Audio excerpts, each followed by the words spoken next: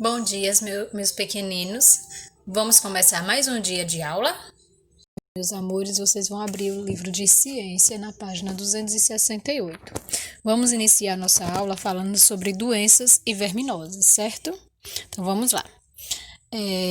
Os seres humanos, complexos organismos existentes sobre a Terra, são mais vulneráveis do que qualquer outro ser vivo nos desarranjados que chamamos de doenças.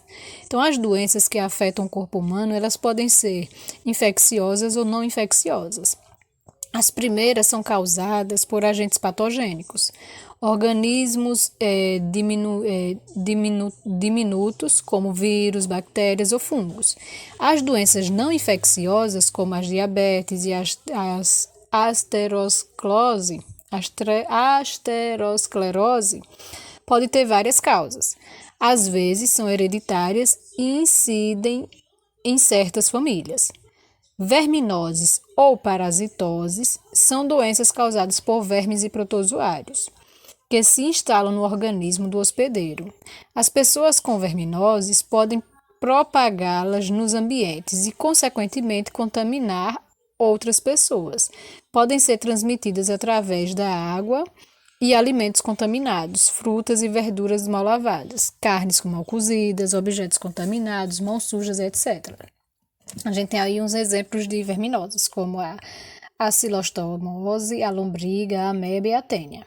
Então, essas doenças, elas atingem pessoas de ambos os sexos, de diferentes idades e classes sociais. Os parasitas podem ser detectados através de exames de fezes e de sangue. Com o resultado, o médico prescreve o tratamento que deverá ser realizado, certo? Então, existem diferentes tipos de vermes que causam diferentes sintomas, tais como a diarreia, perda de peso, náuseas, anemia, vômitos, falta de apetite, dores abdominais, danos no cérebro. Esses parasitas, eles podem ser combatidos adotando-se noções de higiene tais como lavar as mãos antes das refeições e após usar o sanitário, andar sempre calçado, lavar e cozinhar bem os alimentos, beber água filtrada ou fervida, manter unhas, cabelos e mãos sempre limpos e evitar contato com a boca, consumir alimentos em locais limpos e com medidas de higiene dos espaços e das pessoas que preparam os alimentos. Lembre-se que o melhor remédio para combater as doenças causadas por vermes e parasitas é a prevenção, certo? Então, observe esse quadro aí e conheça algumas doenças transmitidas pelo ar, causadas tanto por vírus quanto por bactérias. Então, vamos ver primeiro as doenças causadas por vírus, que são as viroses. Temos a rubéola, que os sintomas são febre, mal-estar, pequenas manchas na pele, e as formas de contágio é contato direto com as pessoas doentes ou através de objetos contaminados. Tem o resfriado e gripe, que os sintomas atingem principalmente as vias respiratórias e podem causar também febre, dores musculares e mal-estar. E as formas de contágio, contato direto com o doente ou através de gotículas de saliva. E o sarampo, que os sintomas é dor de garganta, irritação nos olhos, febre, manchas avermelhadas na pele e, às vezes, complicações pulmonares e até encefalite. As formas de contágio é contato direto com as pessoas doentes ou através de objetos contaminados. E existe também as doenças causadas por bactérias, que são as bacterianas. Temos a pneumonia, que os sintomas ataca os pulmões, provocando tosse, mal-estar, febre, dificuldade respiratória e muito cansaço. E as formas de contágio, contato direto com pessoas doentes ou através de objetos contaminados. A meningite, que ataca as membranas meninges que recobrem o sistema nervoso, provocando febre, dor de cabeça, rigidez da nuca e vômitos em jato. E as formas de contágio é contato direto com pessoas doentes ou através de objetos contaminados. Lugares fechados favorecem o contágio. Tuberculose, que ataca principalmente os pulmões, causando febre, falta de apetite, tosse com catarro e fraqueza. E as formas de contágio são inspiração de bactérias junto com a poeira, é, com a poeira do ar ou através de objetos contaminados, certo? Então, vamos ver também nessa tabela aí algumas doenças nas quais a água tem papel importante na transmissão, como infecção intestinal, que o agente patogênico são as bactérias. Alguns efeitos é diarreia e cólica intestinal. Tem a cólera, que o agente patogênico é o vibrião, que é um tipo de bactéria. E alguns efeitos são vômito e diarreia. A leptospirose, que o agente patogênico é a bactéria e os efeitos são hemorragia. Amebíase, o agente patogênico é o protozoário e os efeitos são cólicas e diarreias. A giardíase, que é um vírus, e os efeitos são cólica e diarreia. A hepatite, que o agente patogênico é um verme, e os efeitos são prejuízos ao fígado. Extossomose, que o patogênico é um verme, e os efeitos são danos ao fígado e ao baço. E ascaridíase, que o agente patogênico é um verme, e os efeitos são diarreia e fraqueza, certo? Então, agora vamos fazer um pequeno exercício. Tem aí, ó. Escolha uma das parasitoses mostrada no capítulo, realize uma pesquisa e escreva um comentário sobre a doença. Depois leia e responda com a turma. Então, vocês vão pesquisar sobre uma das doenças que vocês viram, certo? Responda por escrito. O que são verminoses? Verminoses são o quê? São doenças que podem ser causadas por diferentes tipos de parasitas que se instalam no organismo do hospedeiro, beleza? B. Que grupos de pessoas as verminoses costumam atacar? Então, pessoas de ambos os sexos, tanto feminino como masculino, de diferentes idades e classe social, ou seja, qualquer pessoa. C. Como as verminoses podem ser transmitidas? Elas podem ser transmitidas através de água e alimentos contaminados, frutas e verduras mal lavadas, carnes mal cozidas, objetos contaminados, mãos sujas, entre outros. D. Como os vermes podem ser detectados? Através de exames de fezes e de sangue. Terceira, escreva alguns dos sintomas causados por parasitoses. A gente viu que é diarreia, náuseas, vômitos, falta de apetite, perda de peso, anemia, dores abdominais e danos ao cérebro, certo? Beleza? Então, vamos continuar nosso assunto e vamos estudar a prevenção de doenças. Então, nós podemos ficar doentes e a qualquer momento. Então, as doenças prejudicam todo o nosso corpo, causando problemas à saúde e ao equilíbrio do nosso organismo. Alguns fatores, como a falta de higiene, a falta de saneamento básico, a má alimentação e também o estresse, colaboram para certas doenças afetarem a nossa saúde. Durante a nossa vida, podemos ter várias doenças. Algumas podem ser transmitidas de uma pessoa para outra e elas são chamadas de doenças contagiosas. As doenças contagiosas são causadas por vírus, como o mosquito Aedes aegypti, que transmite a dengue, chikungunya e zika, e bactérias, seres bem pequenos que só são vistos com a ajuda de microscópio. São exemplos de doenças contagiosas: gripe, sarampo, catapora, cólera e meningites. Existem também as doenças não contagiosas, que não são transmitidas de uma pessoa para outra, como doenças do coração e alergias. Algumas doenças são transmitidas pela água, tais como diarreia infecciosa, cólera, hepatite, leptospirose. Há também as doenças que são transmitidas pelo contato com o agente transmissor da doença, como é o caso da raiva. Então, quando temos bons hábitos de higiene e boa alimentação, pouco precisamos de remédios. Porém, no mundo em que vivemos, muitas doenças chegam até nós por meio de vírus, bactérias, fungos e parasitas, os quais conhecemos por micróbios. Por essa razão, sempre que vamos ao médico por rotina, eles pedem exames de urina, fezes, sangue, entre outros. Então, vamos ver um pouco sobre higiene, saúde e prevenção de acidentes, né?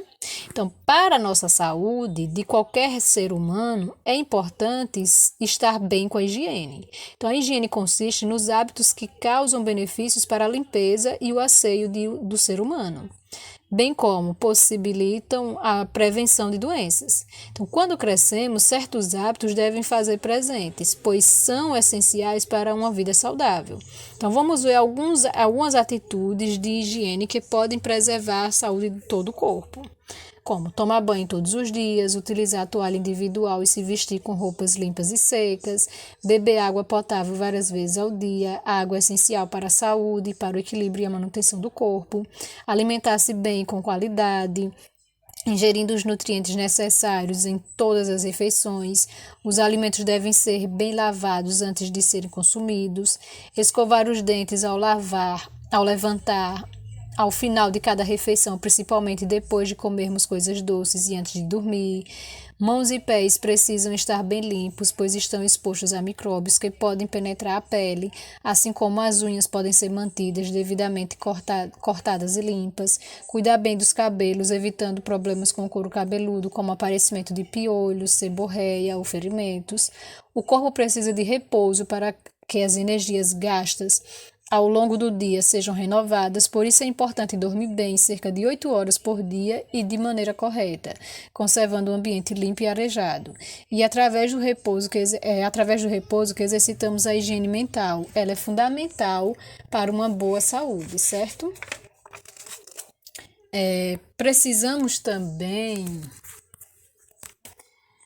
Precisamos ter também cuidado com a água que usamos para tomar banho, cozinhar e lavar os alimentos. Então é importante ter cuidado, inclusive com os banhos de piscina, mar, rios, pois se as águas estiverem poluídas, podem trazer doenças de pele e prejudicar a saúde. Então as práticas de higiene permitem a prevenção de algumas verminosas, como a ascaridíase, que contamina o solo, a água e os alimentos, a ancilostomose, que as larvas presentes em fezes penetram a pele e se instalam no intestino, extossomose, que contamina a água dos rios através das fezes do ser humano, e a teníase, que é contraída pelo consumo de carnes de boi ou porco mal cozidas ou mal assadas. Então, o cuidado com a higiene é um meio de prevenção de doenças. No entanto, existem outras formas de nos mantermos saudáveis. As vacinas, por exemplo, evitam doenças transmissíveis pelo contágio através da água, do ar e da água. Por meio delas, crianças, adultos e idosos ficam protegidos, certo? Então, vamos para mais um exercício. Temos aí, encontre no diagrama as palavras relacionadas com higiene e saúde, e com elas escreva um pequeno texto falando do assunto em questão. Então, aí tem água limpa, sabonete, seborreia, roupas limpas, toalha, banho, piolho, escova. Vocês vão utilizar essas palavras e fazer um textozinho aí, certo? Completa a cruzadinha, letra A. Contamina a água dos rios através de fezes do ser humano. Aí a gente está falando da extossomose. B. As larvas presentes penetram na pele e se instalam no intestino. A gente está falando aí da ancilostomose.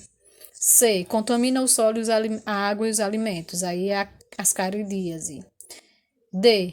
Contraída pelo consumo de carnes de boi ou porco mal cozidas ou mal assadas. Aí a gente tem a teníase, certo? Beleza? Então, vamos para o nosso último assunto, que são vacinas. Então, a gente já sabe que recebemos doses de vacina contra diferentes tipos de doença. Então, ao tomar a vacina, nosso corpo produz defesas contra alguns micro-organismos. Depois de tomar a vacina, o corpo estará protegido. Então, as vacinas, elas estimulam e produzem imunidade aos indivíduos, protegendo-os apenas de doenças específicas para a qual a vacina foi produzida. Então, algumas vacinas fornecem imunidade para toda a vida, outros duram apenas alguns anos. Então, nas primeiras 12 horas de vida do recém-nascido, a primeira dose da vacina contra a hepatite B deve ser administrada. O esquema básico se constitui de 3 doses, com intervalos de 30 dias da primeira para a segunda dose e 180 dias da primeira para a terceira.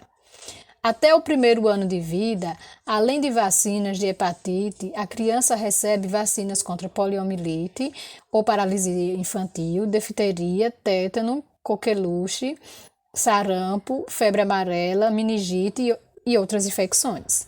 Então, as vacinas elas são produzidas a partir dos vírus e das bactérias que causam as doenças, ou de componentes desses micro-organismos. Eles são introduzidos em pequenas quantidades, obrigando o nosso corpo a produzir substâncias de defesa. os anticorpos, que no caso são os anticorpos. Então, com isso, ficamos protegidos contra a doença. As campanhas de vacinação estão erradicando algumas doenças e diminuindo a quantidade de pessoas atingidas por certos vírus e bactérias. Em caso de epidemia, as vacinas ajudam no controle e protegem as pessoas das doenças. Um exemplo de vacina bem-sucedida é contra a poliomielite.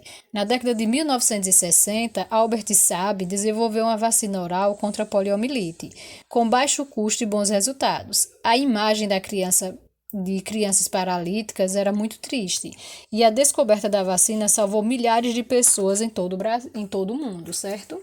Então, vamos ver o calendário básico de vacinação.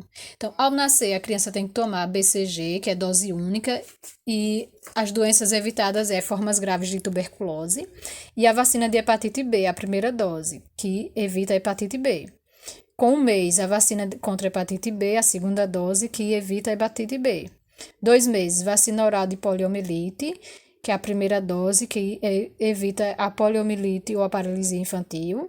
DTP, que é a tríplice bacteriana, primeira dose, que evita difteria, tétano e coqueluche. E IB, que é contra a hemófilos influenzas tipo B, primeira dose, que ela previne meningite e outras infecções causadas pela hemófilis. Com 4 meses, a vacinação oral da poliomielite, a segunda dose, que evita a paralisia infantil. A tríplice bacteriana, segunda dose, que evita difteria, tétano e coqueluche. E a IB, segunda dose, que evita meningite e outras infecções causadas pela hemófilos. Com 6 meses, a tríplice bacteriana, terceira dose, que evita difteria, tétano e coqueluche. A IB, terceira dose, que evita meningite. E a vacina contra a hepatite B, terceira dose, que evita a hepatite B. Com 9 meses, a vacina contra sarampo, dose única, sarampo. Vacina contra febre amarela, dose única, febre amarela. E com 15 meses, a vacina oral contra poliomielite, reforço. A DTP, o reforço, que é difteria, tétano e coqueluche. A vacina dupla viral ou vacina contra sarampo, o reforço. Dose única, rubéola e cachumba. Que ela previne sarampo, rubéola, síndrome da rubéola congênita e cachumba. De 6 a 10 anos, a BCG, o reforço, formas graves de tuberculose. De 10 anos e depois de 10 em 10 anos, a DT, duplo adulto, reforço, difteria e tétano, e a vacina contra a febre amarela, reforço, febre amarela.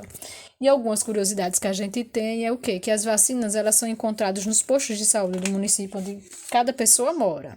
E dentre elas existe a vacina contra a gripe A, H1N1, que é prioridade para pessoas com doenças crônicas como obesidade mórbida, doenças respiratórias e diabetes, crianças a partir de 6 meses, idosos e profissionais de saúde, e é preciso receber essa dose anualmente, certo, gente?